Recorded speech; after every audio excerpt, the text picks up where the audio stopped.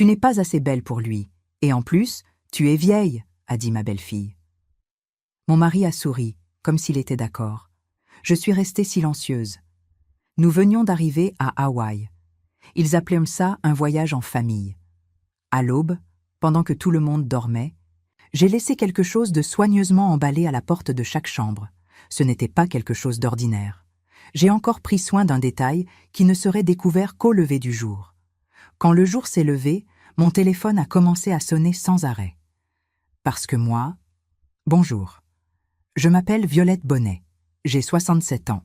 Et ce que je vais vous raconter est l'histoire de comment j'ai enfin appris à me respecter. Avant de commencer, si cette histoire vous touche, n'hésitez pas à vous abonner à la chaîne, à laisser un like et à commenter d'où vous nous écoutez. Votre soutien compte énormément.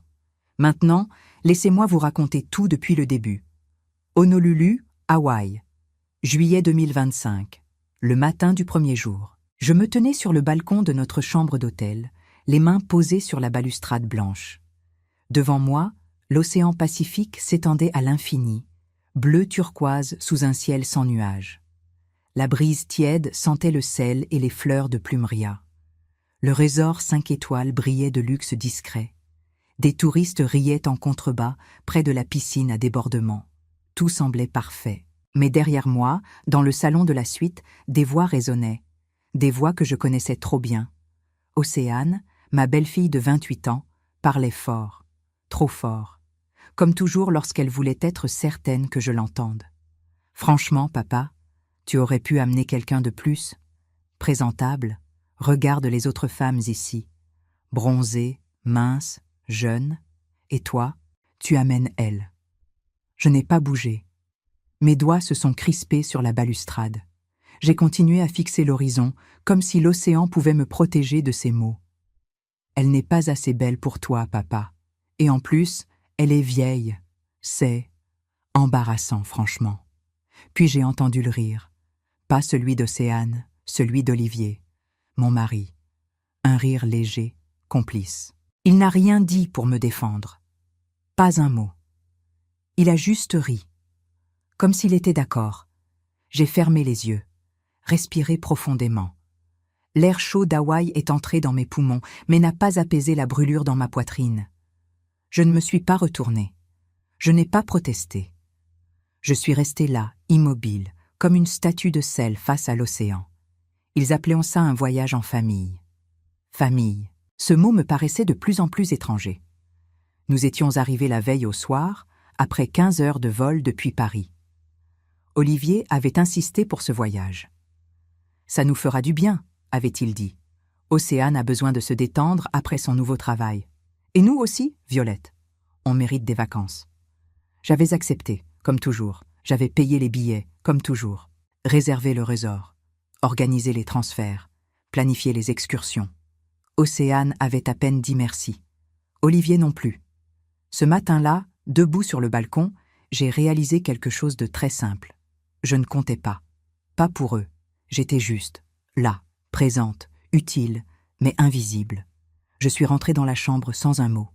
Olivier était allongé sur le canapé, en short de plage et chemise ouverte. Océane était assise en face de lui, en bikini designer, jambes croisées, une coupe de champagne à la main. Tous deux riaient encore d'une blague que je n'avais pas entendue. Ils ne m'ont pas regardé quand je suis passée. Je me suis dirigée vers la salle de bain. J'ai fermé la porte. Me suis regardée dans le miroir. Cheveux gris attachés en chignon. Quelques rides autour des yeux. Peau marquée par le temps, mais propre, soignée. J'ai toujours pris soin de moi.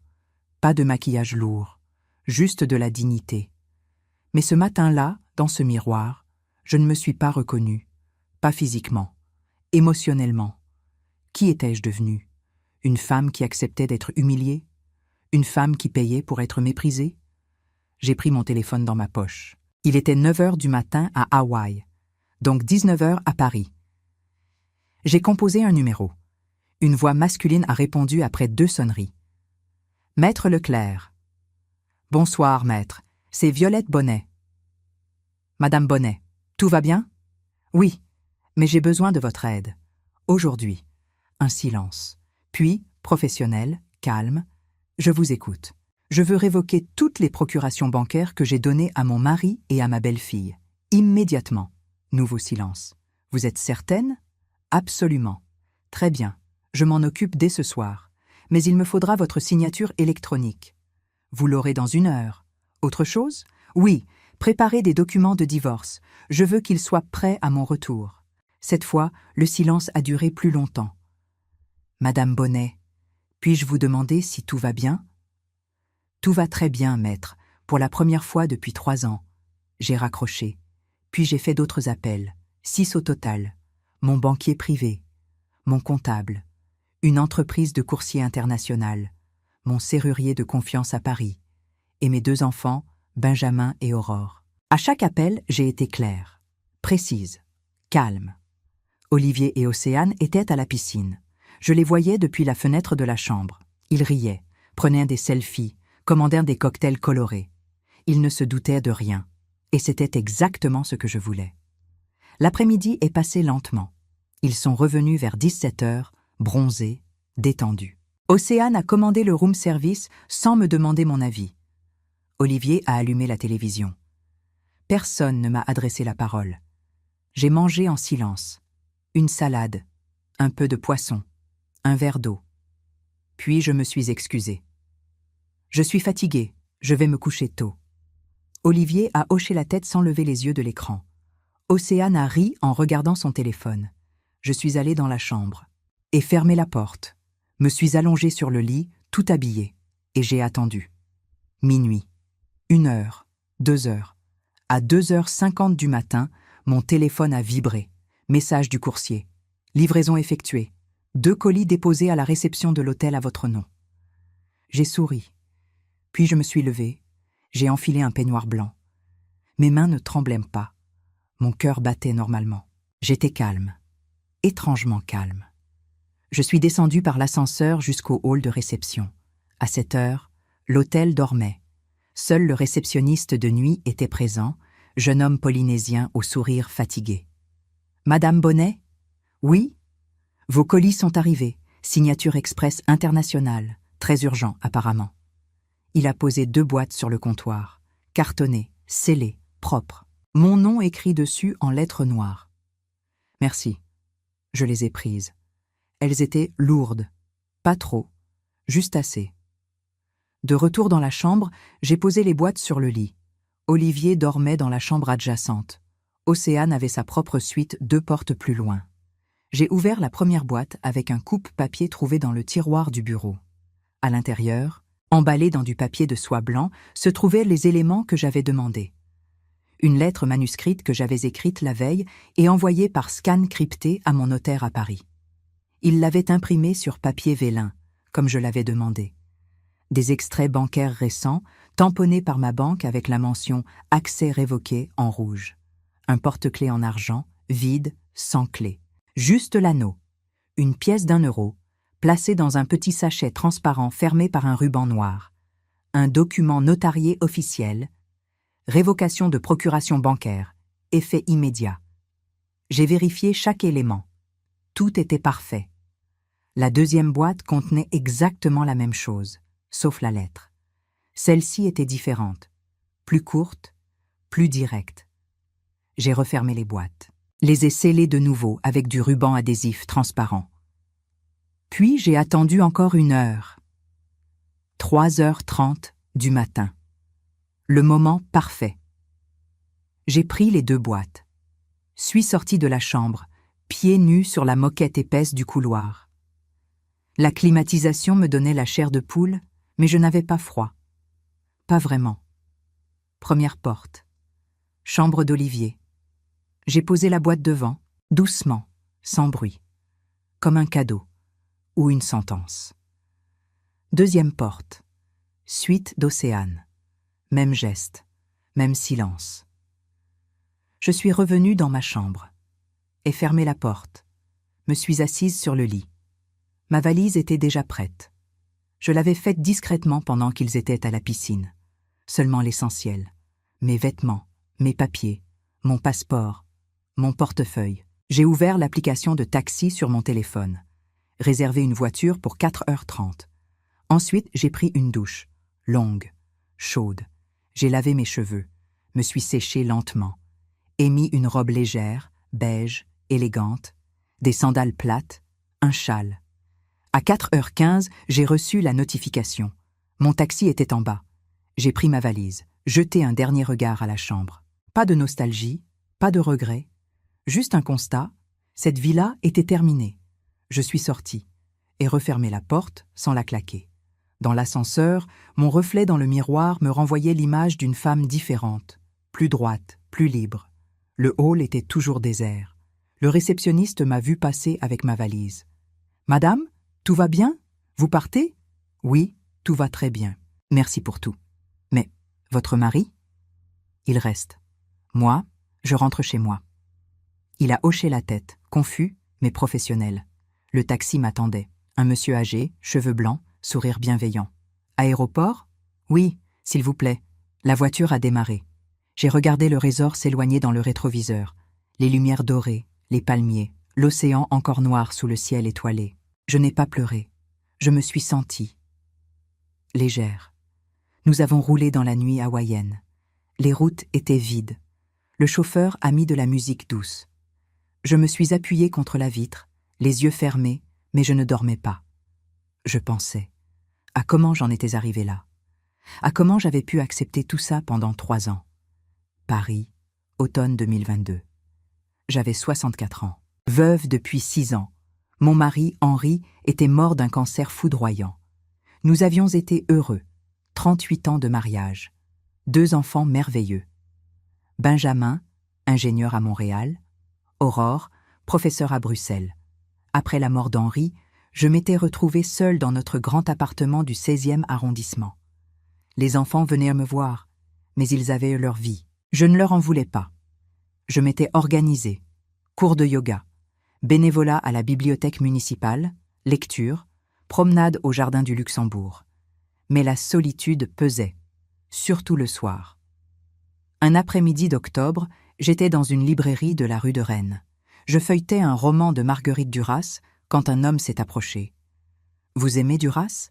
J'ai levé les yeux. Il était élégant. Costume sobre, cheveux poivre et sel, regard clair. La cinquantaine bien portée. Beaucoup. Moi aussi, bien que je préfère Modiano. Nous avons parlé. Longtemps. Il s'appelait Olivier Duval, architecte, récemment divorcé. Sa femme l'avait quitté pour un collègue plus jeune. Il semblait blessé, perdu. Nous avons échangé nos numéros. Les semaines suivantes, nous nous sommes revus. Café, musée, promenade le long de la Seine. Il était cultivé, attentionné, drôle. Il m'apportait des fleurs, roses blanches, mes préférées. Comment le savait-il? Intuition, disait-il. Un soir de novembre, il m'a invité au restaurant. Le Jules Verne dans la Tour Eiffel. Chandelle, vue sur Paris illuminée. Violette, je ne pensais pas rencontrer quelqu'un comme vous. Vous êtes une femme exceptionnelle, mature, élégante, intelligente. Avec vous, je me sens vivant à nouveau. J'ai rougi. À 64 ans, j'ai rougi comme une adolescente. 3 mois plus tard, il a emménagé chez moi. J'ai hésité, mais il a insisté. Mon appartement est trop petit. Et puis, pourquoi vivre séparés quand on s'aime? On s'aime. Ces mots m'avaient fait fondre. En avril 2023, nous nous sommes mariés. Mairie du 16e. Témoin, son meilleur ami. Les miens, Benjamin et Aurore, venus spécialement. Aurore m'avait prise à part après la cérémonie. « Maman, tu es sûre? Vous vous connaissez depuis seulement 6 mois. »« Je suis sûre, ma chérie. Il me rend heureuse. » Elle n'avait rien ajouté, mais son regard disait tout. Après le mariage, les choses ont changé. Progressivement, subtilement. Les fleurs ont cessé d'arriver. Les compliments se sont espacés. Olivier a commencé à gérer mes finances. « Pour t'aider, ma chérie.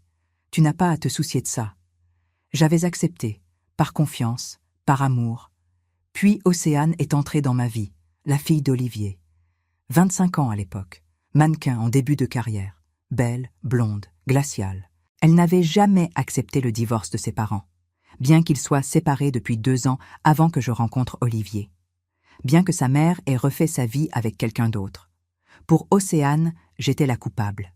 La première fois que nous nous sommes vus, elle m'a regardé de haut en bas, sans sourire.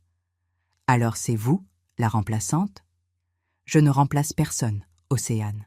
Je suis juste. Ma mère était magnifique. Vous êtes juste, convenable. Olivier avait ri nerveusement, n'avait rien dit pour me défendre. J'avais essayé, pendant des mois, invitation à déjeuner, cadeau pour son anniversaire, tentative de conversation. Tout était rejeté, avec mépris, et Olivier laissait faire. Pire, il riait avec elle, à mes dépens. Petit à petit, je m'étais effacée, dans mon propre appartement, dans ma propre vie, je payais tout. L'appartement était à mon nom, les factures, les courses, les restaurants, les vêtements d'Océane quand elle passait, les week-ends, les vacances. Olivier ne travaillait presque plus. Le marché est difficile, disait-il. Océane ne travaillait pas non plus. Les castings ne paient pas, disait-elle. Et moi, je payais, en silence. Jusqu'à ce matin à Hawaï. Jusqu'à cette phrase. Tu n'es pas assez belle pour lui. Et en plus, tu es vieille. Cette phrase avait tout brisé, ou plutôt, tout libéré. L'aéroport d'Honolulu apparaissait au loin, illuminé dans la nuit finissante. Le chauffeur s'est garé devant le terminal des départs internationaux. « Vous rentrez en France ? » ?»« Oui, chez moi. » Il a souri. « Bon voyage, madame. » J'ai payé, généreux pourboire, pris ma valise, suis entré dans l'aéroport. Il était 5 heures du matin. Mon vol pour Paris via Los Angeles partait à 7 heures. J'ai fait l'enregistrement, passé la sécurité, me suis assise dans la zone d'embarquement. Mon téléphone était éteint. Je l'ai rallumé. Aucun message, aucun appel. Il dormait encore. J'ai souri. Dans quelques heures, ils allèrent se réveiller. Trouver les boîtes, ouvrir, lire, comprendre. Et à ce moment-là, je serais déjà dans les airs. Hors d'atteinte. Libre. L'avion a décollé à 7 heures précises. J'étais assise côté hublot, classe affaires. J'avais utilisé mes propres miles, accumulés pendant des années de voyage avec Henri. Olivier ne le savait même pas. Le ciel hawaïen virait au rose et à l'orange. Le soleil se levait sur l'océan Pacifique. C'était magnifique. J'ai fermé les yeux et respiré profondément. L'hôtesse est passée avec du champagne. J'ai accepté un verre, petit, symbolique, à ma liberté. Le vol jusqu'à Los Angeles durait 5 heures. Ensuite, correspondance pour Paris. 11 heures de plus. Au total, presque 20 heures de voyage. 20 heures pendant lesquelles je serais inaccessible. 20 heures pendant lesquelles Olivier et Océane découvriraient ce que j'avais fait. J'ai sorti un livre de mon sac. Un roman d'Annie Ernaux que je n'avais pas encore lu. Mais je n'arrivais pas à me concentrer. Je pensais à ce qui se passerait dans quelques heures. À Hawaï, il était maintenant 7 heures du matin. 7h15. Olivier allait bientôt se réveiller. Je l'imaginais, ouvrant la porte de sa chambre pour aller chercher le journal ou commander le petit déjeuner. Voyant la boîte, fronçant les sourcils, la ramenant à l'intérieur, l'ouvrant. J'ai souri malgré moi. L'hôtesse est repassée. « Madame, tout va bien ? Vous souriez ? » ?»« Oui, tout va très bien. » Elle a hoché la tête et continué son service. J'ai repensé au contenu des boîtes. Chaque élément avait été choisi avec soin. La lettre manuscrite. J'avais passé 2 heures à l'écrire. Chaque mot pesé, chaque phrase réfléchie, pas de colère excessive, pas de larmes, juste la vérité. Froide, claire, définitive, les extraits bancaires tamponnés en rouge, preuve que toutes les autorisations avaient été révoquées, plus d'accès, plus de cartes de crédit supplémentaires, plus rien. Le porte-clés vide, symbolique. Les clés de mon appartement, de ma vie, il ne les avait plus. Et la pièce d'1 euro. Cette pièce me rendait fière. 1 euro, une seule pièce, emballée comme un trésor. Mais qui ne valait rien.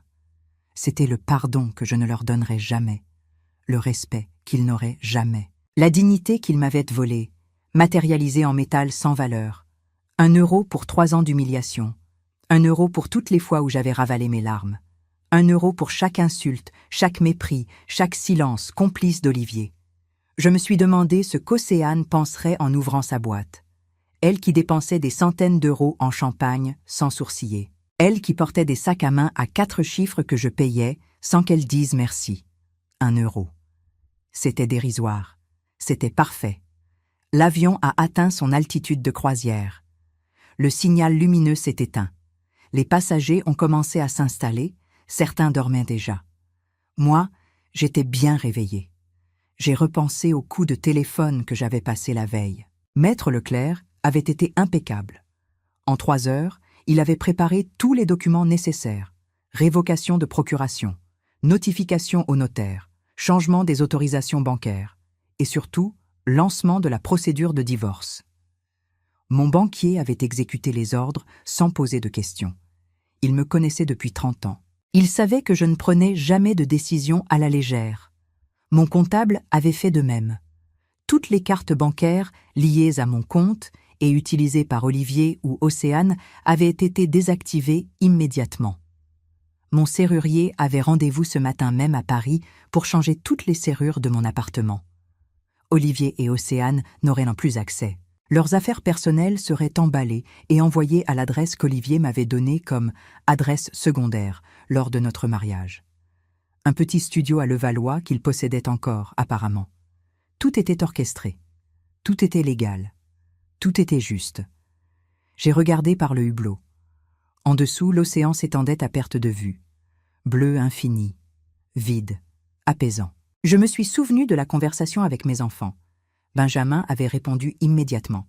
« Maman, tout va bien?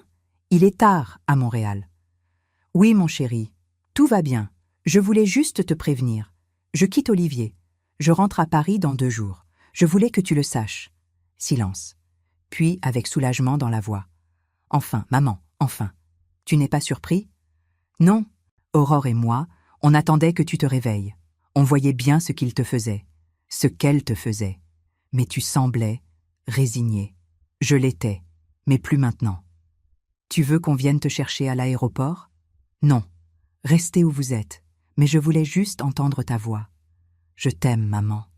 Moi aussi, mon grand. Avec Aurore, la conversation avait été similaire. Elle avait pleuré de soulagement. Maman, tu nous as tellement manqué, la vraie toi, celle qui ne se laisse pas marcher dessus. Je suis désolée. J'ai été faible. Non, tu as été humaine. Mais maintenant, tu es forte. Et on est fiers de toi. Ces mots m'avaient donné une énergie immense. À Los Angeles, j'ai eu 3 heures d'escale. J'ai marché dans l'aéroport, pris un café, acheté un magazine. Mon téléphone était toujours éteint. Je l'ai rallumé brièvement pour vérifier mes emails. 17 messages non lus. 3 d'Olivier. Titre: Violette? Où es-tu? Appelle-moi immédiatement. 5 d'Océane. Titre: C'est quoi ce délire? T'es sérieuse? Réponds, bordel. 9 appels manqués. Olivier. Océane. Olivier encore. Je n'ai rien ouvert. J'ai juste souri. Puis, j'ai éteint le téléphone. Ah, attendez. Avant de continuer, si vous appréciez cette histoire, n'oubliez pas de vous abonner et de laisser un like. Ça aide vraiment la chaîne. Merci. Bon, où en étais-je? Ah oui, l'aéroport de Los Angeles. J'ai embarqué pour Paris à 14 heures, vol direct, 11 heures. J'ai dormi une partie du trajet, profondément, sans rêve, sans cauchemar. Quand je me suis réveillée, nous survolions le Groenland, blanc immaculé en dessous, pureté glacée. J'ai repensé à la lettre que j'avais laissée à Olivier. Je la connaissais par cœur. Je l'avais écrite, réécrite, polie, jusqu'à ce que chaque mot soit exact. Olivier, pendant 3 ans, j'ai essayé d'être assez bien, assez jeune, assez belle, assez silencieuse. Mais je n'ai jamais été assez, n'est-ce pas? Ce porte-clés vide symbolise ce que tu as perdu, l'accès à ma vie, à ma maison, à mon argent. Les extraits bancaires te montrent que toutes tes autorisations ont été révoquées. À 3 heures du matin, heure de Paris, tu n'avais déjà plus rien. Cet euro représente le pardon que je ne te donnerai jamais. Garde-le. C'est tout ce que tu auras de moi. Personne ne mérite de vivre humilié. J'en ai assez. Tu as fait tes choix. Vis avec, Violette. Pour Océane, j'avais été plus brève. Océane, tu as dit que je n'étais pas assez belle, que j'étais vieille. 7 € est mon cadeau final, la valeur que tu m'as toujours donnée. Tu as choisi la cruauté, je choisis la liberté. Bonne chance. Courte, précise, fatale. L'avion a commencé sa descente vers Paris. Il était 8 heures du matin, heure locale, dimanche matin. Nous avons atterri à Charles de Gaulle sous un ciel gris typiquement parisien. Juillet, mais frais, crachin léger. J'ai récupéré ma valise. Passé la douane. Rien à déclarer, sauf une nouvelle vie.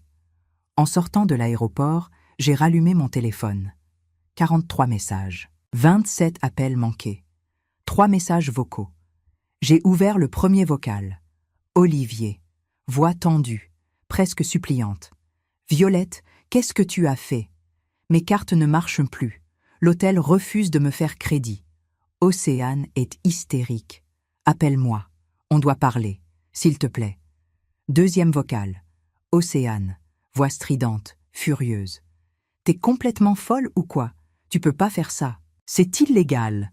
Mon père va te poursuivre. Réponds à ton putain de téléphone. Troisième vocal. Olivier à nouveau. Cette fois, la colère perçait. Violette, c'est ridicule. Tu vas ruiner nos vacances pour une petite remarque stupide d'Océane? Elle ne pensait pas à mal. Arrête ce cirque et rappelle-moi. J'ai supprimé les 3 messages, puis j'ai envoyé un unique SMS à Olivier et Océane en copie. Ne me contactez plus. Mon avocat vous contactera. Violette. Ensuite, je les ai bloqués. Tous les deux. J'ai appelé un taxi, direction le 16e arrondissement. Mon appartement, mon chez-moi. Le trajet a duré 40 minutes. Paris se réveillait lentement. Les rues étaient calmes, quelques joggeurs, des boulangers ouvrant leurs volets métalliques. Quand le taxi s'est arrêté devant mon immeuble, j'ai vu mon serrurier qui terminait son travail. Monsieur Petit, 80 ans, artisan depuis toujours. Madame Bonnet, c'est fait, nouvelle serrure. 3 points de sécurité. Voici vos nouvelles clés. Merci, monsieur Petit. Les affaires?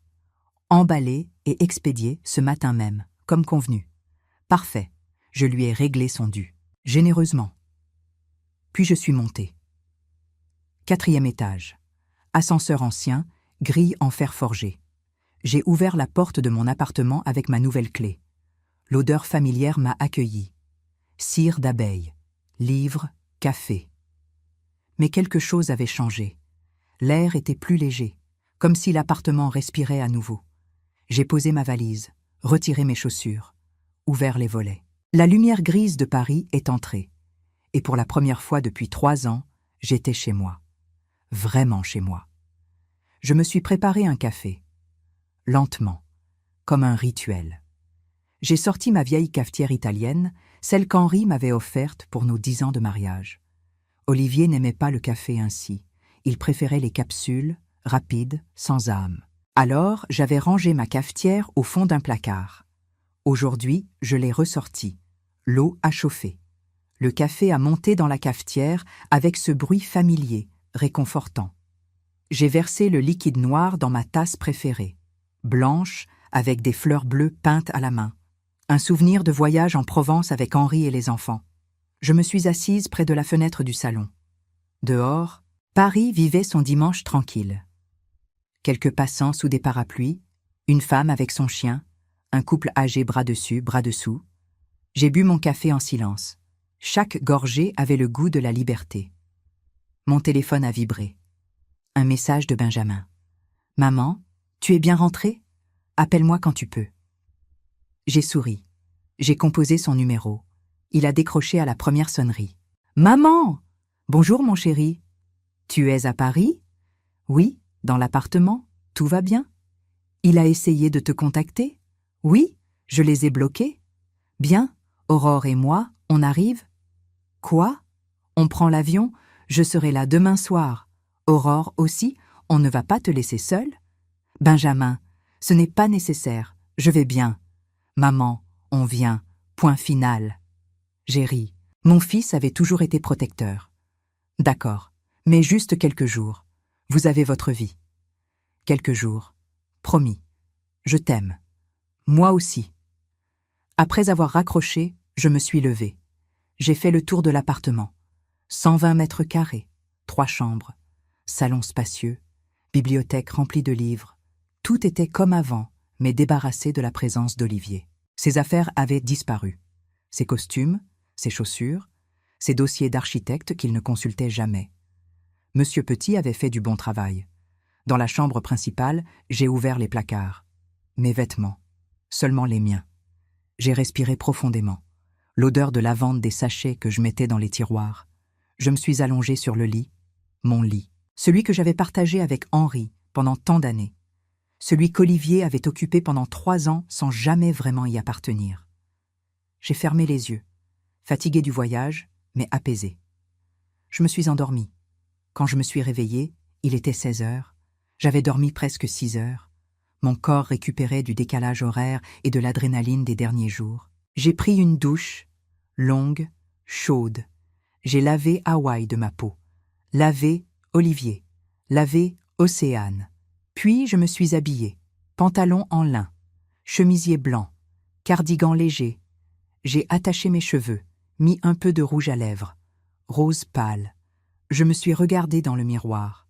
67 ans, cheveux gris, rides au coin des yeux. Mais quelque chose dans mon regard avait changé.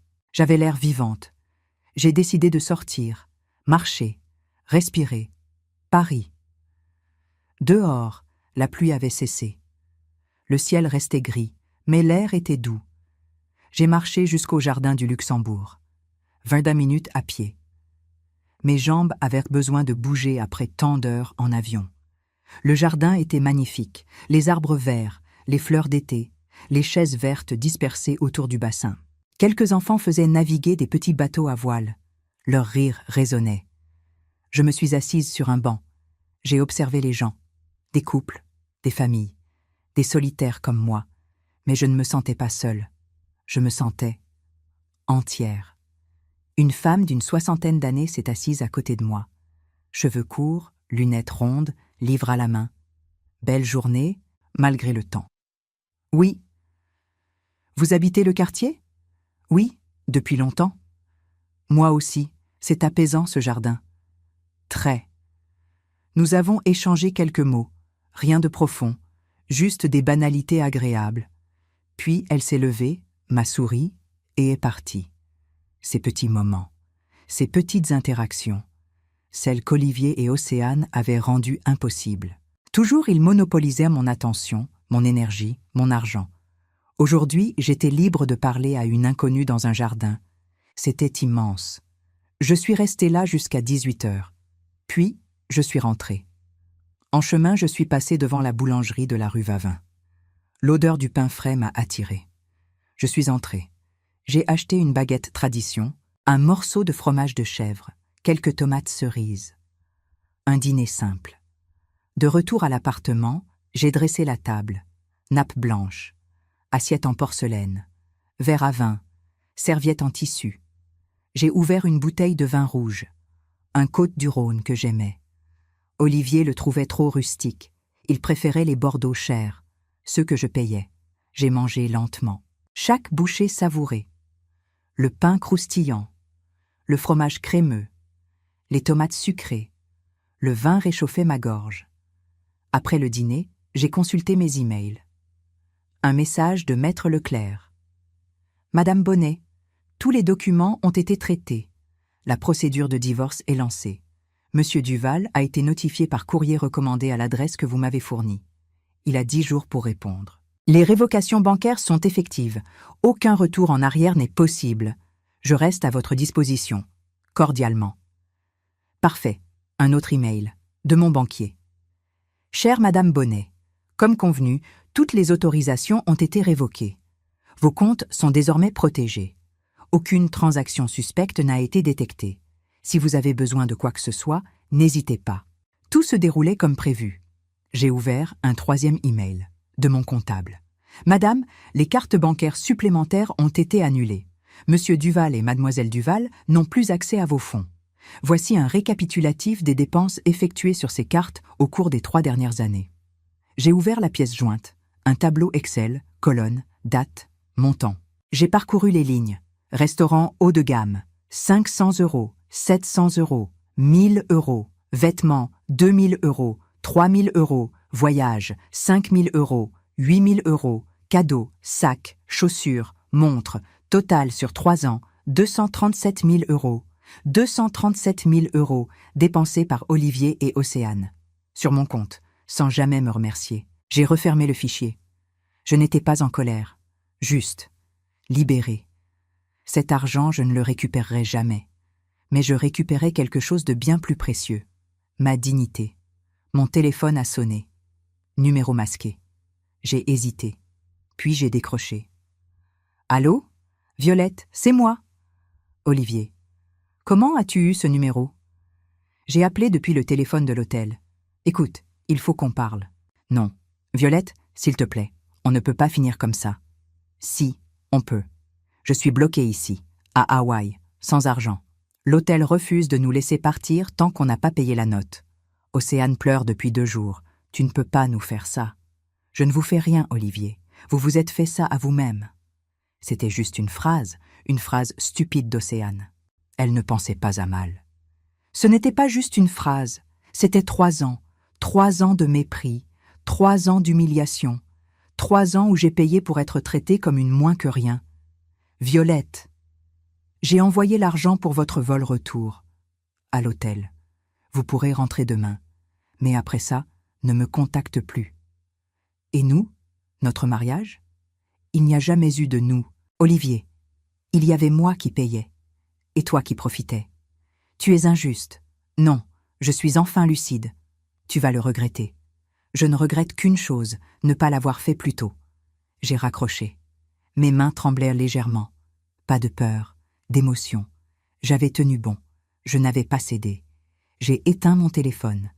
Le reste de la soirée s'est déroulé dans un silence apaisant. J'ai lu. Écouté de la musique. Chopin. Nocturne. Mélancolique et beau. Vers 23 heures, je me suis couchée.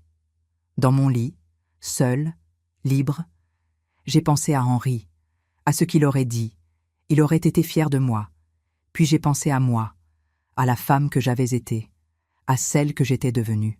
J'ai souri dans l'obscurité, et je me suis endormie, profondément.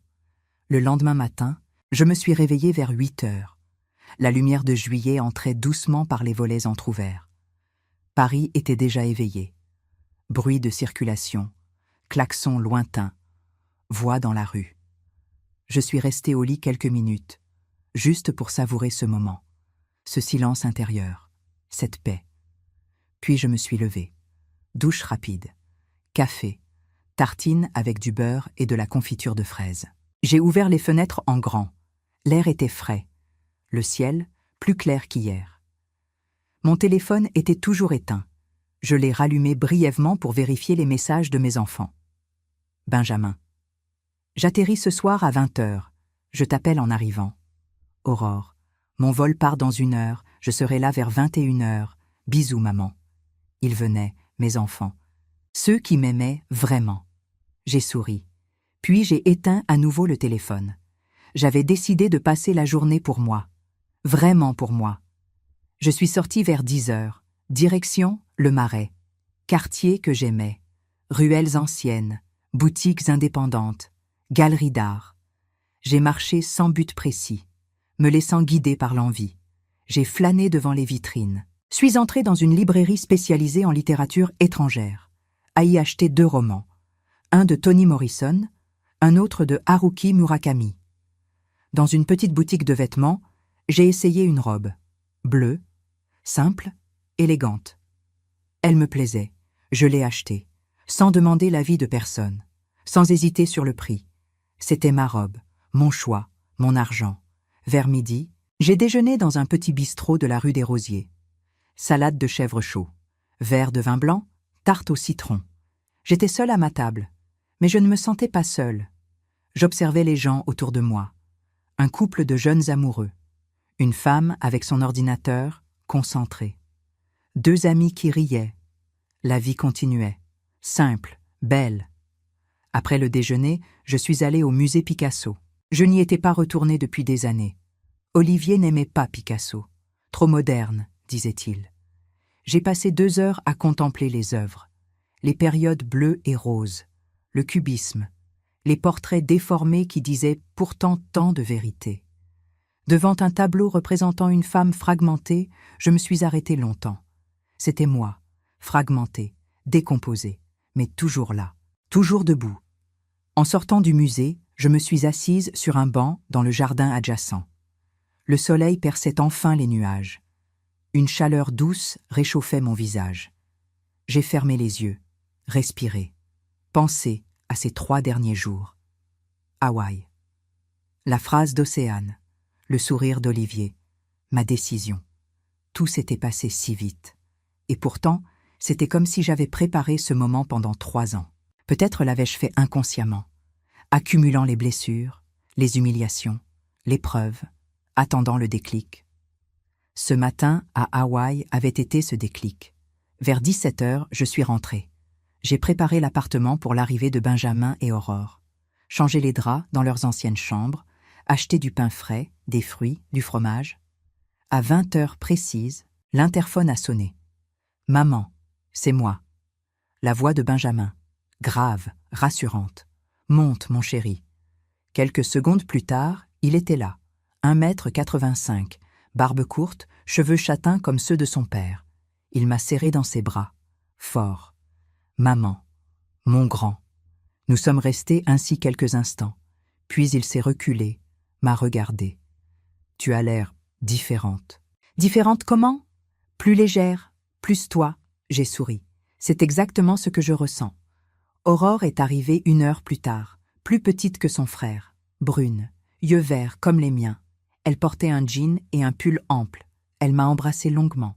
« Maman, je suis tellement fière de toi. »« Merci, ma chérie. » Nous avons dîné ensemble, autour de la table de la cuisine, comme avant, comme quand ils étaient enfants et qu'Henri était encore là.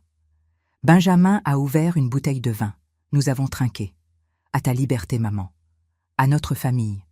Nous avons mangé en parlant, de leur vie, de leur travail, de leurs projets. Benjamin vivait avec une femme depuis 2 ans. Ingénieur comme lui. Ils parlèrent de mariage. Aurore était célibataire. Heureuse ainsi. Passionnée par son métier d'enseignante. Puis, naturellement, la conversation est revenue à Olivier. « Il a essayé de te contacter ?» a demandé Benjamin. « Oui, hier soir, depuis l'hôtel à Hawaï. Il était furieux et désespéré. » Qu'est-ce qu'il a dit ? Qu'il était bloqué là-bas, sans argent, que c'était injuste. Aurore a levé les yeux au ciel. Injuste, vraiment. Je leur ai payé les billets retour, ils rentrent aujourd'hui, je crois. Tu es trop bonne, maman, a dit Benjamin. Non, je suis juste. Je ne veux pas qu'ils soient bloqués là-bas. Mais je ne veux plus rien avoir à faire avec eux. Et légalement ? A demandé Aurore. Maître Leclerc s'occupe de tout. Le divorce est lancé. Olivier a été notifié. Il a 10 jours pour répondre. Il va contester ? Probablement. Mais il n'a aucune base. Nous étions mariés sous le régime de la séparation des biens. Tout l'appartement est à mon nom. Mes comptes aussi. Il n'a aucun droit. Et Océane ? Elle n'était qu'une utilisatrice de cartes bancaires supplémentaires. Ça aussi, c'est annulé. Benjamin a hoché la tête. Bien, très bien. Nous avons continué à parler jusqu'à minuit. Puis, Benjamin et Aurore sont allés se coucher, fatigués par le voyage. Je suis restée seule dans le salon, une tisane à la main. J'ai repensé aux paroles de Benjamin. « Tu as l'air plus légère. » C'était vrai. J'avais porté un poids pendant 3 ans. Un poids fait de silence avalé, de sourires forcés, d'argent dépensé pour acheter une illusion d'amour. Maintenant, ce poids était parti, et je pouvais enfin respirer. Le lendemain matin, j'ai préparé le petit déjeuner pour mes enfants. Croissant, jus d'orange, café, nous avons mangé ensemble, lentement, en riant. Benjamin m'a raconté une anecdote sur son travail. Aurore a parlé de ses élèves. C'était simple, ordinaire, magnifique. Vers 11 heures, l'interphone a sonné. J'ai froncé les sourcils. Je n'attendais personne. « Oui, Madame Bonnet ? Coursier ? J'ai un pli pour vous. » J'arrive. Je suis descendue. Un jeune homme en uniforme m'attendait avec une enveloppe, recommandée. J'ai signé, remonté. Benjamin et Aurore me regardaient. « Qu'est-ce que c'est ?» a demandé Aurore. J'ai ouvert l'enveloppe. Un document légal. en tête d'un cabinet d'avocats parisien. Je l'ai parcouru rapidement, puis j'ai levé les yeux. Olivier conteste le divorce.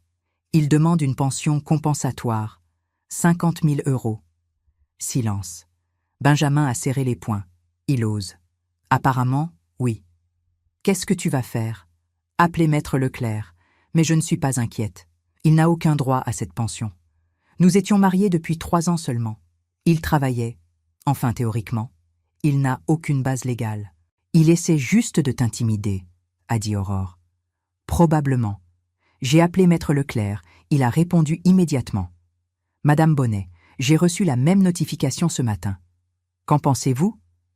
C'est une tentative désespérée. Il n'obtiendra rien. Nous allons répondre. Fermement. Ne vous inquiétez pas. Merci. Après avoir raccroché, je me suis assise. Benjamin s'est approché. Maman, tu veux qu'on reste quelques jours de plus? Non, vous avez vos vies, je vais bien. Tu es sûre? Certaine. Aurore a posé sa main sur la mienne. Tu es forte, maman, plus forte que tu ne le crois. Merci, ma chérie. Ils sont restés encore 2 jours. Nous avons visité Paris ensemble. Marché le long de la Seine, déjeuné dans des petits restaurants, ri, parlé, et chaque jour, je me sentais un peu plus moi-même. Le 3e jour, ils sont repartis. Benjamin vers Montréal, Aurore vers Bruxelles. Je les ai accompagnés à l'aéroport. Nous nous sommes dit au revoir, longuement. On t'appelle tous les jours, a dit Benjamin. Et si tu as besoin de quoi que ce soit, tu nous préviens, a ajouté Aurore. Promis. Je les ai regardés passer les contrôles de sécurité. Ils se sont retournés une dernière fois, ont agité la main, puis ils ont disparu. Je suis rentrée chez moi. L'appartement était vide, mais pas vide de vie, juste, paisible. Je me suis préparé un thé, me suis installée près de la fenêtre avec un de mes nouveaux livres. Dehors, Paris vivait, et moi aussi. Enfin. Les jours suivants se sont déroulés dans une routine apaisante. Je me levais tôt, café près de la fenêtre, lecture du journal, promenade dans le quartier, visite au musée, déjeuner solitaire mais jamais vide. J'apprenais à être seule sans être solitaire. Chaque matin, je regardais mon téléphone. Messages de Benjamin et Aurore. Quelques emails administratifs, mais rien d'Olivier. Il avait compris que j'étais inaccessible. 1 semaine après mon retour, maître Leclerc m'a convoqué à son cabinet. Boulevard Haussmann, immeuble haussmannien, bureau élégant avec vue sur les toits parisiens. Madame Bonnet, merci d'être venue. Bonjour, maître. Nous nous sommes assis. Il a sorti un dossier épais. Monsieur Duval a répondu à notre proposition de divorce. Il refuse toujours. Il maintient sa demande de pension compensatoire.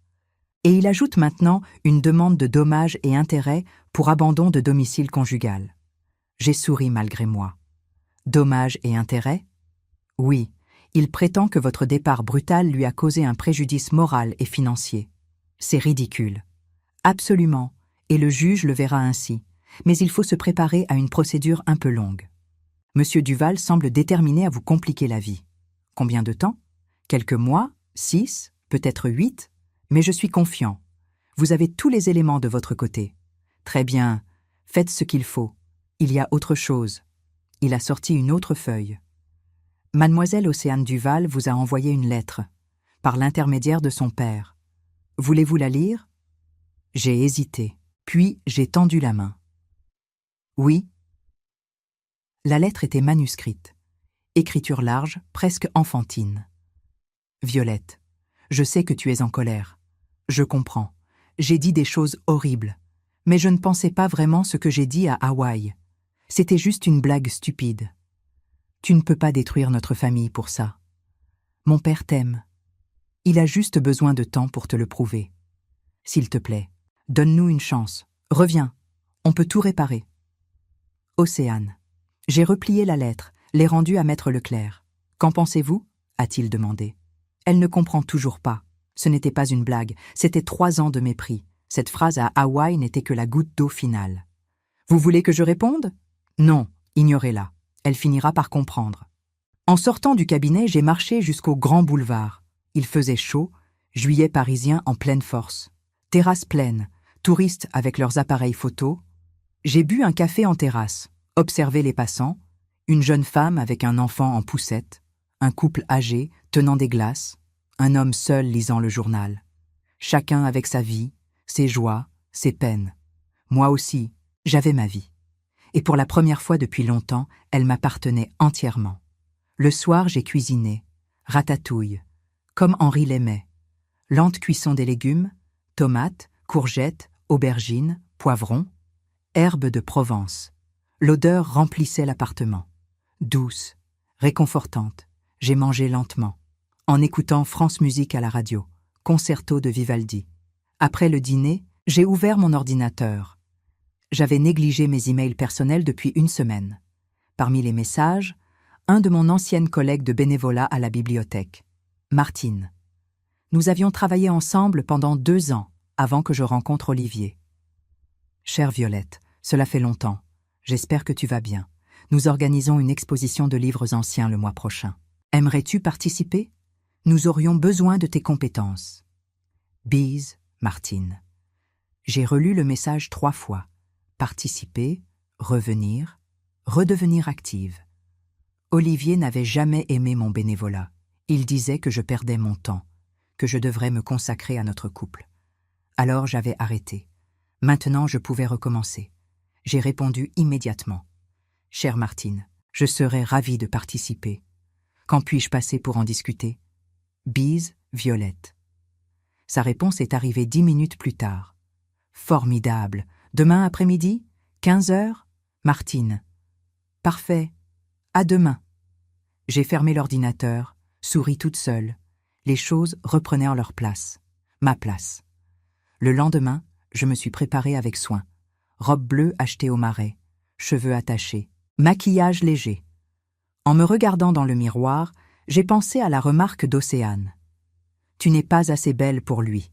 Aujourd'hui, cette phrase me semblait dérisoire. La beauté n'était pas une question d'âge ou de peau lisse, c'était une question de dignité, de respect de soi. Et aujourd'hui, je me trouvais belle. La bibliothèque municipale était située rue de Vaugirard, bâtiment ancien, haute fenêtre, parquet qui craquait sous les pas. Martine m'attendait à l'entrée. 62 ans, cheveux courts, poivre et sel, sourire chaleureux. Violette, enfin. Nous nous sommes embrassés. Tu m'as manqué, a-t-elle dit. Toi aussi. Nous avons visité l'espace prévu pour l'exposition. Grande salle avec des vitrines anciennes, lumière naturelle parfaite pour les livres fragiles. Nous allons exposer des éditions originales du XIXe siècle. Balzac, Hugo, Sand. Tu pourrais nous aider pour la mise en scène et les fiches descriptives? Avec plaisir. Tu es sûr? Tu as le temps? J'ai tout le temps du monde. Martine m'a regardé avec curiosité. Il s'est passé quelque chose, n'est-ce pas? Oui. Tu veux en parler? Nous nous sommes assises dans un coin tranquille de la bibliothèque. Et je lui ai tout raconté. Olivier, Océane, Hawaï, les boîtes, le divorce. Elle m'a écoutée sans m'interrompre. Quand j'ai terminé, elle a posé sa main sur la mienne. Je suis fière de toi, Violette. Tu as fait preuve d'un courage immense. Je ne sais pas si c'était du courage, c'était juste, nécessaire. C'est exactement ça le courage. Faire ce qui est nécessaire même quand c'est difficile. Nous avons parlé encore longtemps, de la vie, du temps qui passe, des choix qu'on fait. En sortant de la bibliothèque, je me sentais légère, pleine de projets. Sur le chemin du retour, j'ai reçu un appel. Numéro inconnu. J'ai hésité, puis décroché. Allô? Madame Bonnet? Ici Maître Arnaud, l'avocat de Monsieur Duval. Mon cœur s'est accéléré, mais ma voix est restée calme. Oui? Monsieur Duval souhaiterait vous rencontrer, en présence de nos avocats respectifs, pour discuter d'un arrangement à l'amiable. Un arrangement? Oui.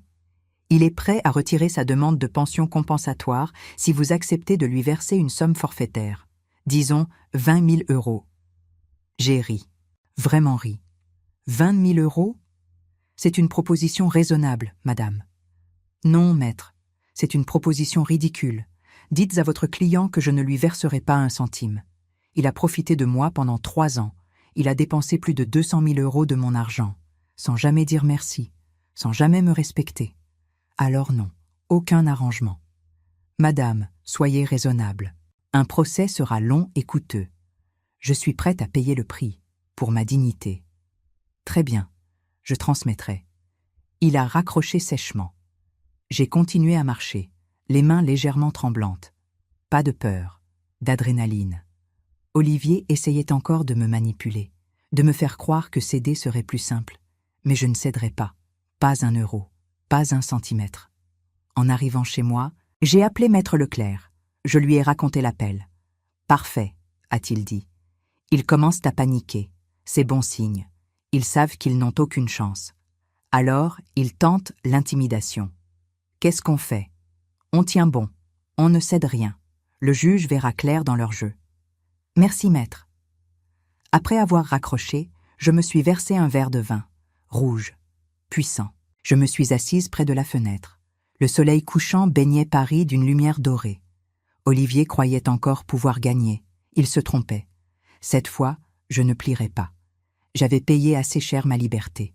Maintenant, je la protégerai. Coûte que coûte. Août est arrivé. Paris s'est vidé progressivement. Les Parisiens partaient en vacances. Les touristes prenaient leur place. Chaleur lourde. Rues animées, mais différentes. Moi, je suis restée. J'aimais Paris en août. Calme relatif. Terrasse pleine, mais ambiance détendue. J'avais repris mes activités à la bibliothèque, 3 après-midi par semaine. Martine était heureuse de m'avoir de retour. Nous préparions l'exposition ensemble. Choisissions les livres, rédigions les fiches explicatives. Un mardi matin, début août, l'interphone a sonné, 9 heures. J'étais en peignoir, café à la main. « Oui, Madame Bonnet ? Police, nous avons besoin de vous parler. » Mon sang s'est glacé. « Police ? J'arrive. » J'ai enfilé une robe rapidement, descendu. 2 policiers en uniforme. Un homme et une femme. Visage sérieux, mais pas menaçant. « Madame Bonnet ? Oui ? Nous avons reçu une plainte de monsieur Olivier Duval. Il prétend que vous avez volé des objets lui appartenant dans votre appartement. » J'ai cligné des yeux. « Volé ? Oui. Des vêtements, des documents, des objets personnels. Il dit que vous avez fait changer les serrures et confisquer ses affaires. » J'ai respiré profondément, gardé mon calme. « Officier, tout ce qui appartenait à monsieur Duval a été emballé par mon serrurier et envoyé à son adresse secondaire, à Levallois. J'ai les reçus de livraison si vous voulez les voir. » La policière a sorti un carnet. « Vous avez ces documents ? » « Oui. Montez, je vous les montre. » Nous sommes montés. J'ai sorti le dossier préparé par Maître Leclerc, reçu de coursier, liste détaillée des objets envoyés, signature de réception. Les policiers ont vérifié. Hoche de la tête. « Tout semble en ordre, » a dit l'homme. « Monsieur Duval a-t-il mentionné des objets spécifiques manquants ? Non, il a juste déposé une plainte générale. » Alors c'est une plainte abusive. J'ai respecté la loi. J'ai même payé le transport de ses affaires. La policière a refermé son carnet. Nous allons classer le dossier. Désolé de vous avoir dérangé, madame. Ce n'est rien. Je comprends que vous faites votre travail. Ils sont partis. J'ai refermé la porte, appuyé contre elle. Olivier ne s'arrêtait pas. Il essayait tous les moyens pour me déstabiliser. Procédure judiciaire. Intimidation par avocat. Maintenant, plainte à la police. J'ai appelé Maître Leclerc immédiatement. Il a déposé une plainte ? Oui, pour vol. La police vient de partir. Tout est en ordre, évidemment. C'est du harcèlement. Nous allons déposer une plainte de notre côté. Vous pensez que c'est nécessaire ? Oui. Il faut montrer que vous ne vous laissez pas faire et documenter son comportement. Cela servira pour le divorce. Très bien. Faites-le. Après avoir raccroché, j'ai réalisé quelque chose. Je n'avais pas peur. J'étais en colère, oui. Fatiguée de ces manœuvres, oui. Mais pas intimidée. Olivier avait sous-estimé ma détermination. Il pensait que je finirais par céder. Par fatigue, par lassitude. Il se trompait. 2 jours plus tard, j'ai reçu un email. Pas d'Olivier, d'Océane. Elle avait trouvé mon adresse email quelque part. Probablement dans les papiers d'Olivier. Le message était long, dramatique. « Violette, s'il te plaît, lis ce message jusqu'au bout. Je sais que tu ne veux plus nous parler. Je comprends. J'ai été horrible avec toi, mais tu ne comprends pas. Ma mère a quitté mon père à cause d'une autre femme. Il a été détruit.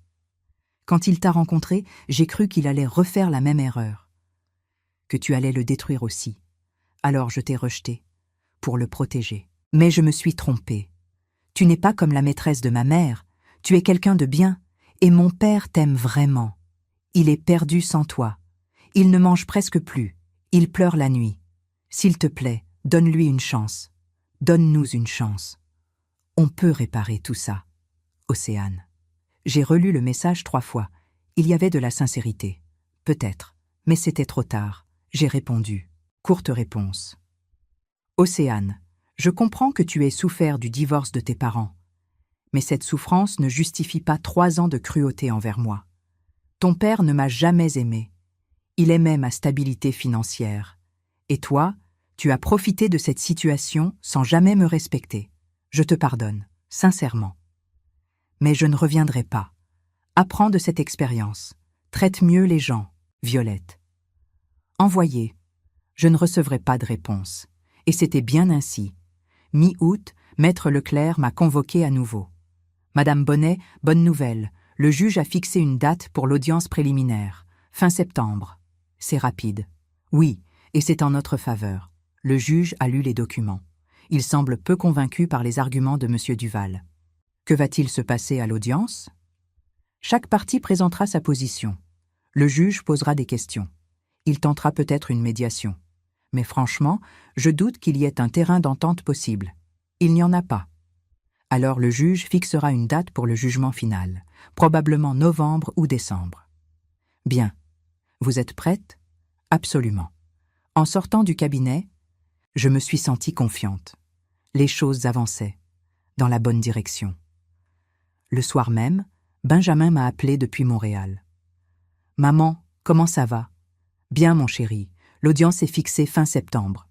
Tu veux que je vienne? »« Non. Ce n'est qu'une audience préliminaire.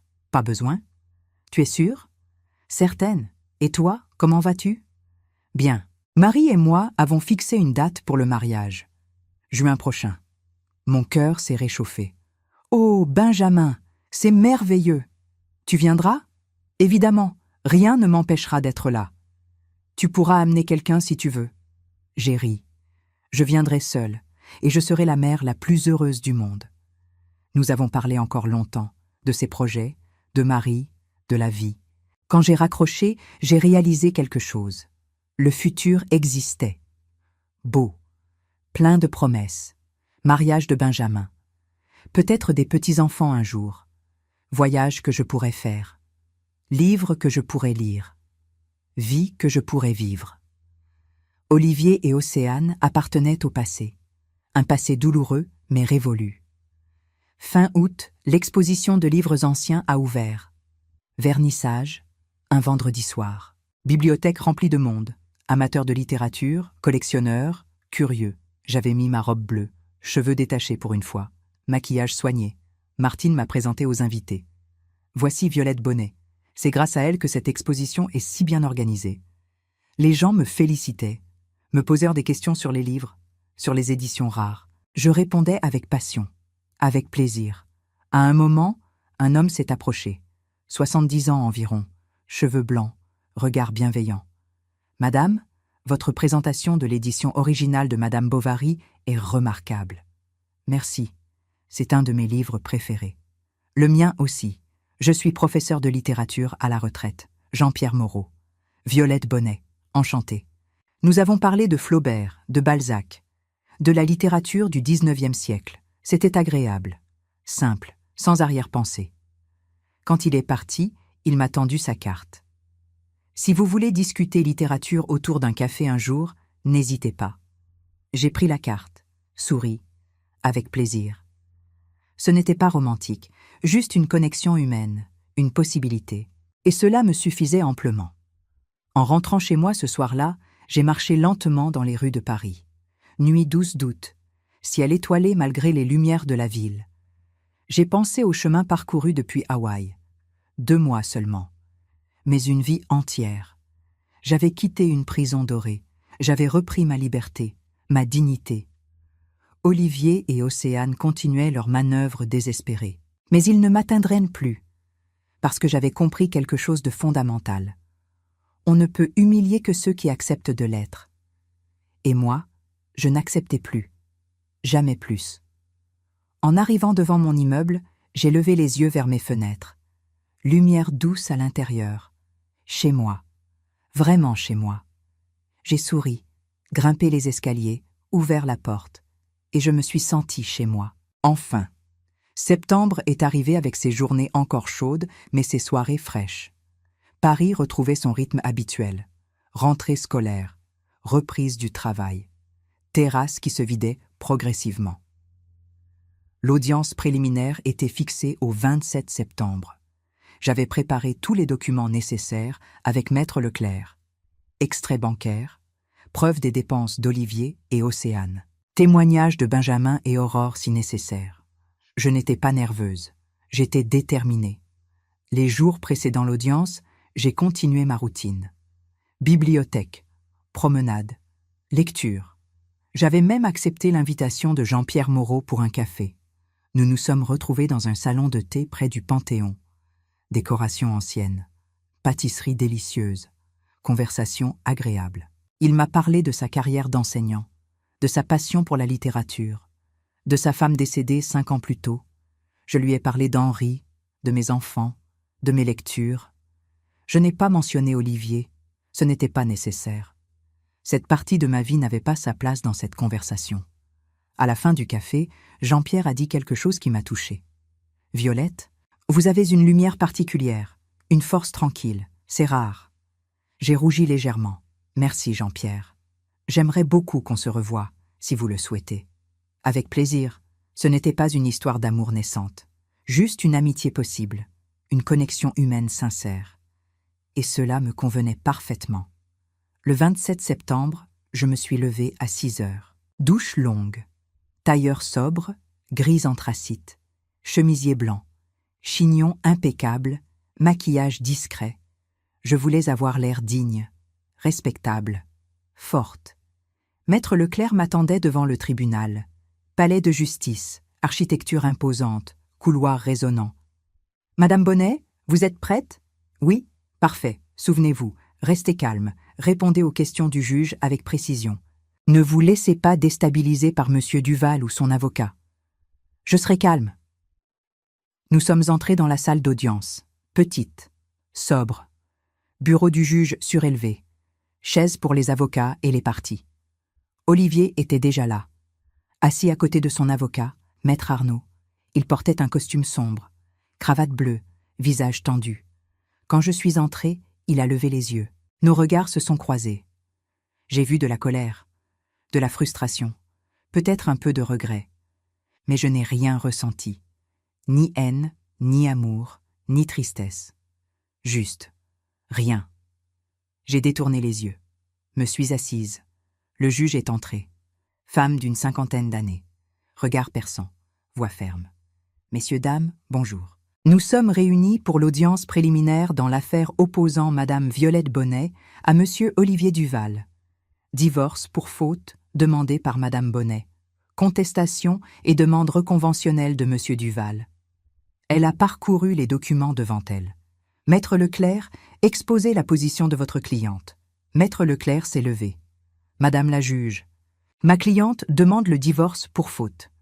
Pendant 3 ans de mariage, Monsieur Duval et sa fille ont adopté un comportement systématiquement humiliant envers Madame Bonnet. De plus, Monsieur Duval a profité de la situation financière de ma cliente, dépensant plus de 237 000 € sans contrepartie. Nous avons tous les justificatifs bancaires. Le mariage était contracté sous régime de séparation des biens. Monsieur Duval ne peut prétendre à aucune compensation financière. Maître Arnaud ? L'avocat d'Olivier s'est levé. Petit homme nerveux, voix aiguë. Madame la juge, mon client conteste fermement ces accusations. Il n'y a eu aucune humiliation, juste des tensions conjugales normales. Quant aux dépenses, il s'agissait de dépenses communes au couple. Mon client demande une pension compensatoire de 50 000 € et des dommages et intérêts pour abandon du domicile conjugal. Le juge a hoché la tête. Madame Bonnet, pouvez-vous expliquer les circonstances de votre départ ? Je me suis levée. Main calme, voix claire. Madame la juge, lors d'un voyage familial à Hawaï en juillet dernier, la fille de Monsieur Duval m'a dit textuellement que je n'étais pas assez belle pour son père et que j'étais vieille. Monsieur Duval a souri. Il n'a rien dit pour me défendre. Ce n'était pas la première fois. Pendant 3 ans, j'ai subi des remarques constantes de ce type. J'ai payé tout pour eux, voyages, restaurants, vêtements, sans jamais recevoir le moindre respect. J'ai décidé de partir. C'était nécessaire pour ma dignité. Monsieur Duval ? Olivier s'est levé, voix tremblante. Madame la juge, ma fille a dit une phrase maladroite. C'est vrai, mais Violette a surréagi. Elle est partie sans prévenir. Elle m'a coupé tous les accès bancaires. Elle a fait changer les serrures. Elle m'a abandonné. Le juge l'a regardé froidement. Monsieur Duval, l'appartement était-il à votre nom ? Non, à celui de Violette. Les comptes bancaires ? À son nom aussi. Donc elle était dans son droit de révoquer vos autorisations. Silence. Monsieur Duval, vous étiez marié sous régime de séparation des biens. Vous n'avez aucun droit sur le patrimoine de Madame Bonnet. Vos demandes de pension et de dommages me semblent infondées. Maître Arnaud a tenté d'intervenir. Madame la juge, mon client a vécu 3 ans avec Madame Bonnet. Il a droit à une compensation. Non, maître, la loi est claire. 3 ans de mariage sous séparation des biens, avec un conjoint qui travaillait, ne donne droit à aucune compensation automatique. Elle a refermé le dossier. Je vais rendre une ordonnance de non-conciliation. Le divorce sera prononcé dans 3 mois. Madame Bonnet, vous obtiendrez votre divorce sans avoir à verser la moindre somme à Monsieur Duval. Quant aux fautes invoquées, elles seront mentionnées dans le jugement. Elle a frappé son marteau. Audience levée. Tout était terminé, en moins d'1 heure. Olivier était resté assis, tête baissée, vaincu. Maître Leclerc m'a serré la main. Félicitations, Madame Bonnet, c'est une victoire totale. Merci, maître. En sortant du tribunal, j'ai respiré l'air frais de septembre, ciel bleu pâle, soleil doux. Olivier est sorti quelques minutes après moi. Il m'a vu, s'est approché. Violette. Je me suis arrêtée, pas par peur, par curiosité. Oui ? Tu es satisfaite ? Tu as tout détruit. Non, Olivier, toi tu as tout détruit, avec ta fille, avec ton mépris. Je t'aimais. J'ai souri tristement. Non, tu aimais mon argent, tu aimais ma disponibilité, mais tu ne m'as jamais aimé moi. C'est faux. Alors pourquoi tu n'as jamais pris ma défense ? Pourquoi tu as laissé Océane m'humilier pendant 3 ans ? Pourquoi tu as souri quand elle m'a insulté à Hawaï ? Il n'a pas répondu. C'est bien ce que je pensais. Qu'est-ce que je vais devenir ? Tu vas vivre ta vie, Olivier, comme moi je vis la mienne, séparément. Tu ne peux pas me pardonner ? Je t'ai pardonné, mais pardonner ne signifie pas revenir. Cela signifie que je ne porte plus de colère, que je suis en paix, mais cette paix ne t'inclut pas. Il a baissé les yeux. Au revoir, Olivier. Je suis parti, sans me retourner. Maître Leclerc m'attendait un peu plus loin. Il a essayé de vous parler ? Oui, mais c'est terminé. Bien, le jugement final sera prononcé en décembre. D'ici là, vous êtes libre. Je suis déjà libre, maître. Il a souri. Oui, vous avez raison. Je suis rentré chez moi, à pied, lentement, traversant les rues de Paris avec un sentiment de légèreté immense. C'était fini, vraiment fini. Plus de procédures, plus de manœuvres, plus de menaces. Olivier avait perdu, sur tous les fronts. Et moi, j'avais gagné. Pas de l'argent, pas un jugement, j'avais gagné ma liberté. Le soir, j'ai appelé Benjamin et Aurore. Je leur ai tout raconté. Ils étaient heureux, fiers. « Maman, tu es incroyable », a dit Aurore. « Non, je suis juste une femme qui a retrouvé sa dignité. »« C'est pareil », a dit Benjamin. Nous avons ri ensemble. Après avoir raccroché, je me suis préparé un dîner simple. Salade, fromage, pain. J'ai mangé près de la fenêtre, regardant Paris s'illuminer dans la nuit tombante, et j'ai pensé à ces 4 derniers mois. Hawaï, le départ, le retour, les procédures, l'audience. Tout s'était déroulé exactement comme je l'avais prévu. Non, mieux que prévu, parce que je n'avais pas seulement quitté Olivier. J'avais quitté une version de moi-même qui acceptait d'être diminuée, et j'avais retrouvé celle qui se respectait. À 67 ans, j'avais enfin compris. On ne vieillit pas quand on prend des rides. On vieillit quand on accepte d'être humilié. Et moi, je refusais de vieillir ainsi. Octobre et novembre ont passé dans une sérénité que je n'avais pas connue depuis longtemps. Les feuilles des arbres parisiens viraient au jaune et à l'orange. L'air devenait frais. Les soirées, plus courtes. Je continuais mon bénévolat à la bibliothèque. L'exposition avait été un succès. Martine et moi préparions déjà la suivante pour le printemps. Jean-Pierre et moi nous voyions régulièrement. Café, musée, concerts de musique classique. Une amitié précieuse, simple, sans complications. Un après-midi de novembre, alors que je rentrais de la bibliothèque, j'ai trouvé une lettre dans ma boîte. Pas recommandée. Juste une enveloppe blanche avec mon nom écrit à la main. Je l'ai ouverte en montant les escaliers. C'était Océane. Violette, je sais que tu ne veux plus entendre parler de nous. Je respecte ça. Mais je voulais juste te dire quelque chose. Depuis que tu es partie, j'ai beaucoup réfléchi. Tu avais raison. J'ai été cruelle. Je t'ai traité comme si tu ne comptais pas. Comme si tu n'étais qu'un portefeuille. Mon père aussi. On a profité de toi. Et je m'en rends compte maintenant. Trop tard, je sais. Mon père va mal. Il a perdu son appartement à Levallois. Il ne travaille presque plus. Il vit chez un ami. Moi, j'ai dû arrêter mes projets de mannequinat. Je travaille maintenant comme vendeuse dans un magasin. C'est dur. Mais c'est mérité. On paie pour ce qu'on t'a fait. Je ne te demande rien. Je voulais juste que tu saches que j'ai compris, que tu mérites mieux que ce qu'on t'a donné, et que si j'avais pu revenir en arrière, j'aurais été différente. Pardon. Océane. J'ai relu la lettre plusieurs fois. Il y avait de la sincérité cette fois.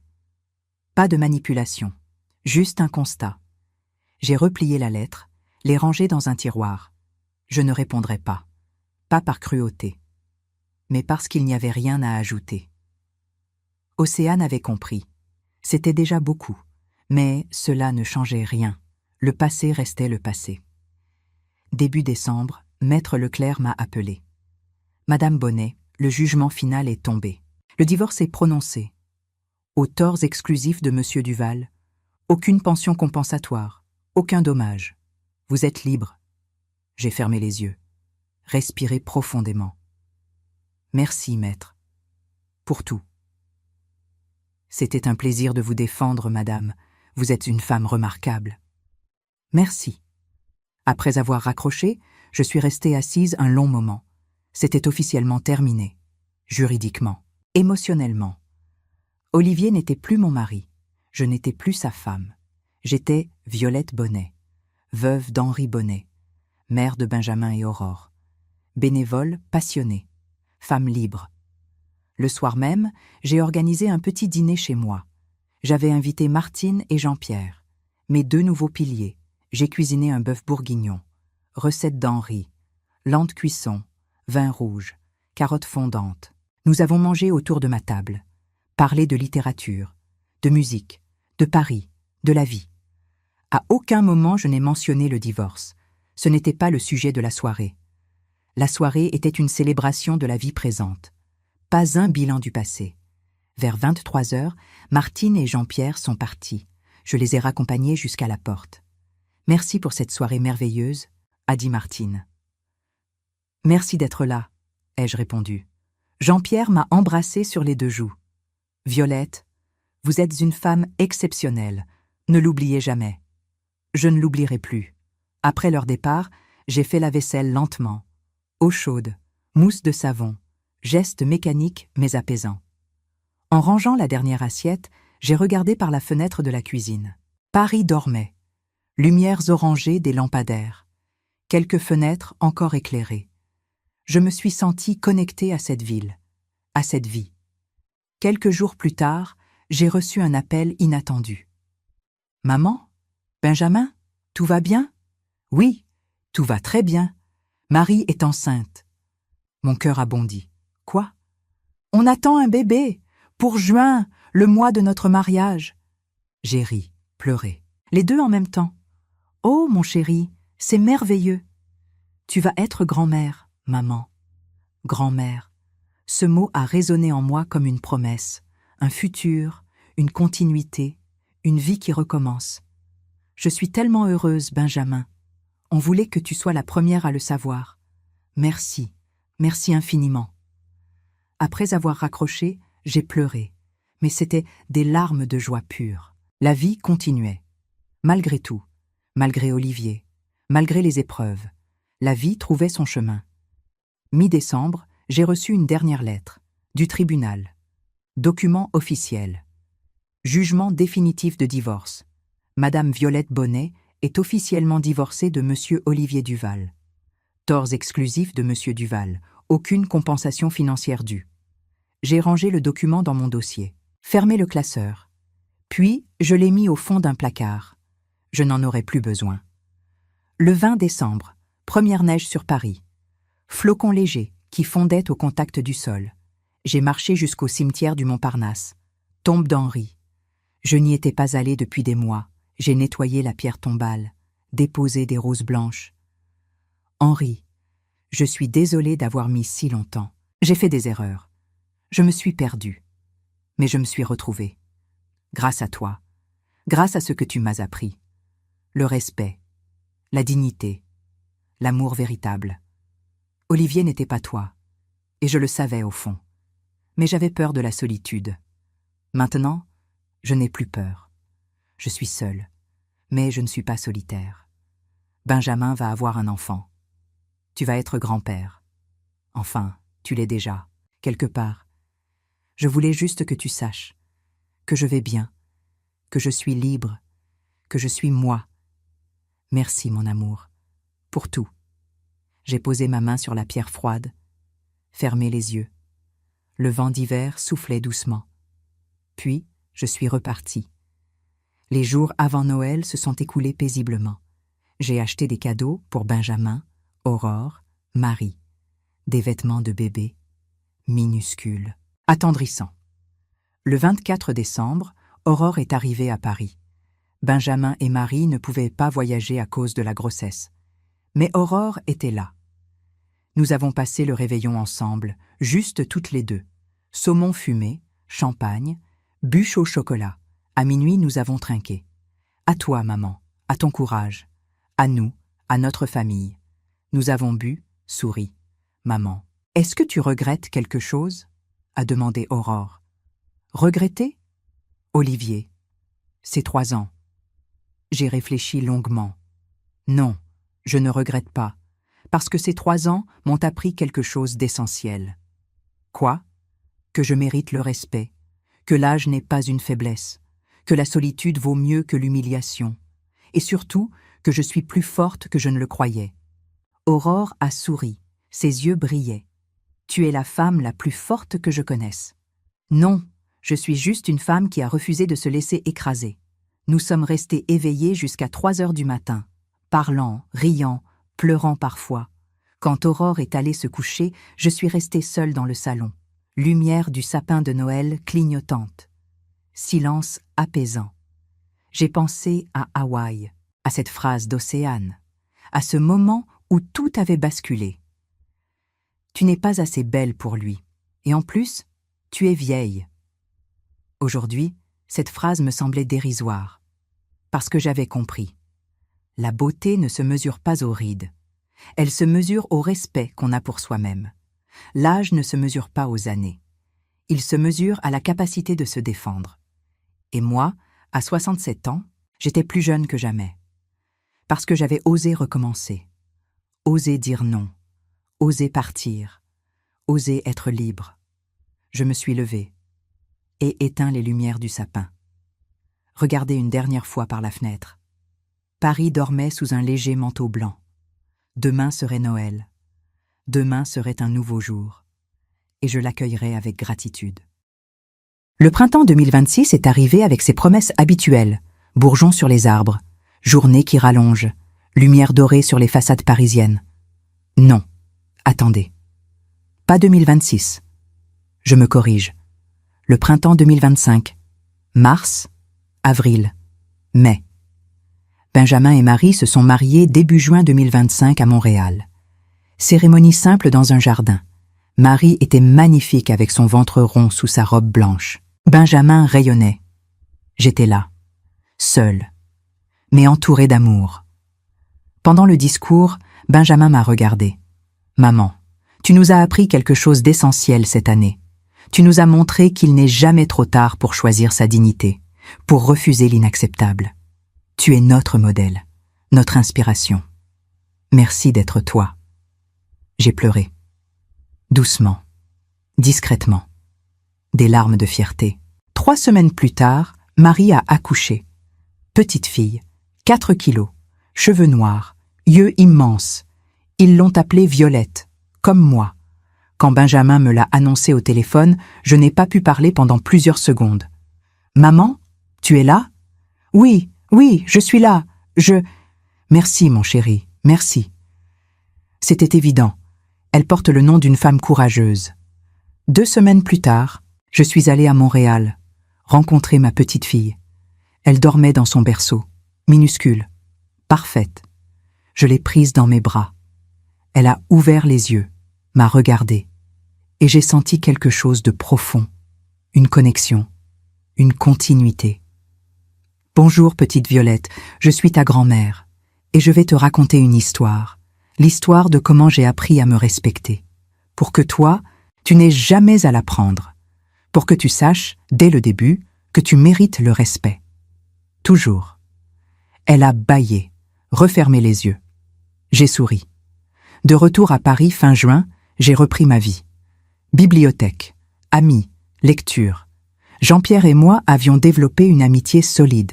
Nous nous voyions 2 fois par semaine. Parlions de tout, de rien. Un jour de juillet, il m'a demandé quelque chose. « Violette, est-ce que tu as déjà pensé à voyager ?»« Voyager ? Oui. Partir, découvrir, profiter. » J'ai réfléchi. Avec Henri, nous voyagions beaucoup. Après sa mort, j'ai arrêté. Puis, avec Olivier, nous sommes allés à Hawaï. Et tu connais la suite. Justement, peut-être qu'il est temps de voyager à nouveau, pour toi, pour le plaisir. Où irais-je ? Où voudrais-tu aller ? J'ai pensé. L'Italie, Florence, Rome, Venise. J'y suis allée il y a 30 ans avec Henri. J'aimerais y retourner. Alors vas-y. Seul ? Pourquoi pas ? Tu es libre maintenant. Il avait raison. J'étais libre, vraiment libre. En août, j'ai pris l'avion pour Florence. 2 semaines. Petit hôtel près du Ponte Vecchio. J'ai marché dans les rues anciennes, visité les musées, contemplé les œuvres de Michel-Ange, mangé des gélatis, bu du vin toscan. Chaque jour était une découverte, pas seulement de l'Italie, mais de moi-même. J'étais capable de voyager seule, de décider seule, d'être heureuse seule. Un soir, assise sur les marches de la Piazzale Michelangelo, regardant le coucher de soleil sur Florence, j'ai pensé à Olivier et Océane. Pas avec colère, pas avec tristesse, juste avec détachement. Ils faisaient partie de mon histoire, mais ils n'étaient plus mon histoire. Mon histoire, c'était ça, cette liberté, cette paix, cette capacité à être entière sans dépendre de personne. De retour à Paris début septembre, j'ai trouvé une lettre dans ma boîte. Timbre français. Écriture que je ne reconnaissais pas. Je l'ai ouverte, c'était d'Olivier. « Violette, je sais que tu ne veux plus entendre parler de moi. Je respecte ça. Mais je devais t'écrire une dernière fois, pour te dire que tu avais raison, surtout. Je ne t'ai jamais aimé comme tu méritais d'être aimé. J'ai profité de toi. J'ai laissé Océane te traiter comme si tu ne comptais pas. Et je le regrette, profondément. Pas parce que j'ai tout perdu, mais parce que j'ai perdu quelqu'un de bien, quelqu'un de précieux. Tu méritais mieux, tu mérites mieux. Je ne te demande rien, je voulais juste que tu saches. Olivier. J'ai replié la lettre, l'ai regardée longuement, puis je l'ai déchirée, lentement, méthodiquement, et je l'ai jetée, pas par cruauté, mais parce que je n'en avais plus besoin, ni de ses excuses, ni de ses regrets. J'avais tourné la page, complètement. Octobre est arrivé, 1 an exactement depuis l'audience préliminaire, 1 an depuis que tout s'était officiellement terminé. J'ai organisé un dîner chez moi. Benjamin et Marie sont venus de Montréal avec la petite Violette. Aurore est arrivée de Bruxelles. Martine et Jean-Pierre étaient là aussi. Nous avons mangé, ri, partagé. À un moment, Benjamin a levé son verre. À maman, à son courage, à sa force, à sa liberté. Tous ont levé leur verre. À Violette. J'ai souri, les larmes aux yeux. Merci, merci à tous. Mais ce n'était pas du courage. C'était juste, nécessaire. C'est ça le courage, a dit Aurore. Faire ce qui est nécessaire, même quand c'est difficile. Après le dîner, quand tout le monde était parti, je suis restée seule dans mon salon. La petite Violette dormait dans le berceau que j'avais installé dans ma chambre. Je me suis approchée, les regarder dormir, si paisible, si innocente. Je lui ai murmuré. « Petite Violette, tu vas grandir dans un monde qui essaiera parfois de te diminuer, de te dire que tu n'es pas assez belle, pas assez jeune, pas assez ceci ou cela. Mais je veux que tu saches quelque chose. Tu es suffisante, exactement comme tu es. Et si jamais quelqu'un essaie de te faire croire le contraire, pars, ne reste pas. Parce que ta dignité vaut plus que n'importe quelle relation. Ta paix vaut plus que n'importe quelle approbation. N'oublie jamais ça. » Elle a bougé légèrement, a souri dans son sommeil. Je me suis redressée, regardée dans le miroir accroché au mur. 67 ans, cheveux gris, rides. Mais quelque chose dans mes yeux brillait. La vie, la vraie vie, celle qu'on choisit, celle qu'on construit, celle qu'on respecte. Et j'ai pensé à cette phrase qu'Océane avait dite à Hawaï, cette phrase qui avait tout déclenché. Tu n'es pas assez belle pour lui, et en plus, tu es vieille. Aujourd'hui, je pouvais lui répondre. Non, je n'étais pas assez belle pour lui. J'étais trop bien pour lui. Et oui, j'étais âgée. Mais vieille? Non, parce qu'à 67 ans, j'avais découvert la vérité. Vous ne vieillissez pas quand vous gagnez des rides. Vous vieillissez quand vous acceptez d'être humilié. Jeunesse n'est pas avoir une peau jeune, c'est avoir du courage. Et aujourd'hui, finalement, j'étais libre. Ils sont restés avec 1 euro. Moi, je suis restée avec tout. Ma paix, ma dignité, ma liberté. Et ça n'a pas de prix. Je me suis assise près de la fenêtre, dernier café de la journée. Paris brillait dans la nuit, lumières éternelles. J'ai souri, parce que j'avais compris. La vie continue, même après les tempêtes.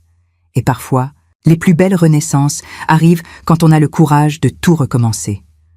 À 67 ans, ou à n'importe quel âge, il n'est jamais trop tard pour choisir la dignité. Jamais.